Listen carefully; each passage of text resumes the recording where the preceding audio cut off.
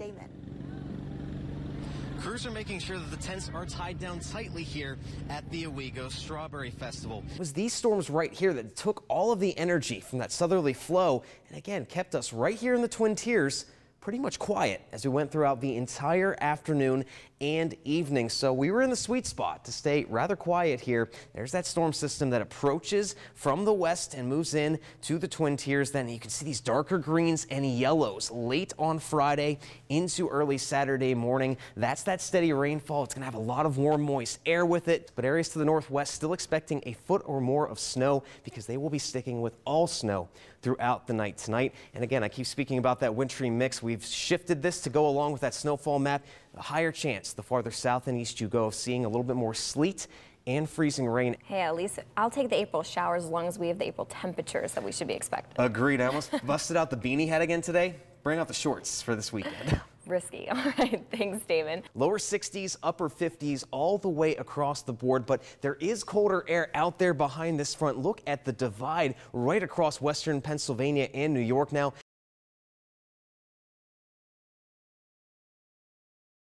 Well, quiet conditions ruled the day today on this Saturday, but things are quickly changing as we go into the overnight tonight. We've cooled off down to 34 degrees right now, and many locations have also done the same as we all get closer and closer to the freezing mark as the precipitation starts to approach. There's that low. It is sitting over eastern Tennessee and the swath of precipitation going all the way around the northern and eastern extent of it. And as we zoom in a little bit closer towards the Twin Tiers here again, the rain has stretched all the way through Pennsylvania now, and we're starting to see some pockets of wintry weather now, especially in the northern portions of Pennsylvania, getting into southern New York as well. And at least for right now, things are still quiet across the Twin Tiers, but we're going to start to see that precipitation arrive the farther in the night that we go. I spoke about those temperatures. Again, everyone has finally cooled off now, down to freezing in green and just a few degrees above that in many other locations. So, yeah, things are definitely getting colder,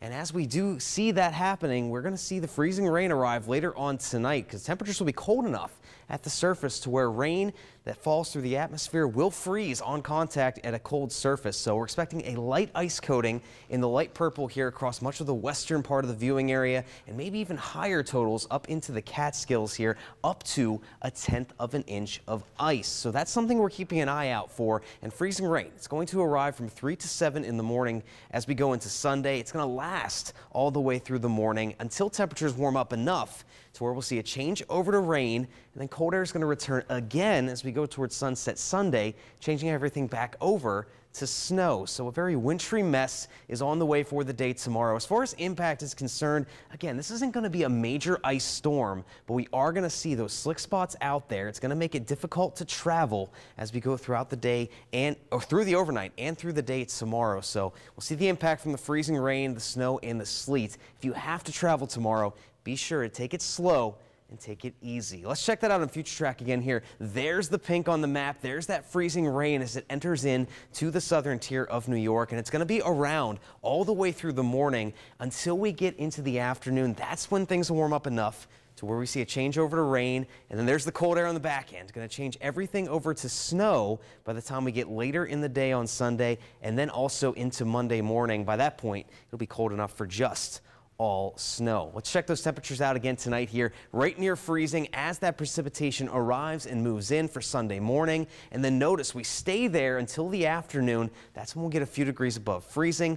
Everything will change to rain, and then it'll cool down once again, and then we'll have that change over to snow as we go into Monday morning. So for tonight, we'll be right around 31 degrees. This is how cold we will get. Again, that freezing rain arrives in the early morning hours headed into Sunday. And I just have a wintry mix up here on the day planner, but it's basically going to be freezing rain, over to rain, then over to snow, just a mess of things as we go through the day tomorrow there. But then on the back end, things dry out midweek coming up, and then we have another storm next weekend. At least it's just one day of a wintry mix. I mean, at least it's not going out throughout the days, because then that could be really messy. That's right. The time extent is a big deal, and it's going to be shorter, so we should be all right. All right. Thank you so much, Damon.